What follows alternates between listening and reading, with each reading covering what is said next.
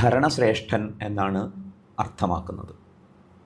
സാധാരണക്കാരൻ എങ്ങനെയാണ് ഈശ്വരനെ തിരിച്ചറിയേണ്ടത് എന്ന ചോദ്യത്തിന് ഏത് പശ്ചാത്തലമെടുത്താലും പരിസരമെടുത്താലും അവിടെ ഒരു ഭരണവ്യവസ്ഥയുണ്ട് എന്ന് മനസ്സിലാക്കാൻ സാധിക്കും.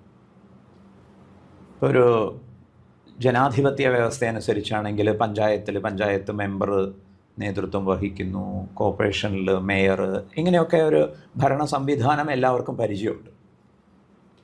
കാര്യങ്ങളൊക്കെ ഒരു വ്യവസ്ഥയോടുകൂടി നിർവഹിതമാവുന്നുണ്ടെങ്കിൽ അതിൻ്റെ പിറകിൽ ഒരു നിയാമകൻ അല്ലെങ്കിൽ ഒരു റൂളർ ഉണ്ടായിരിക്കും എന്ന് ഏത് സാധാരണക്കാരനും ഊഹിക്കാവുന്നതാണ്.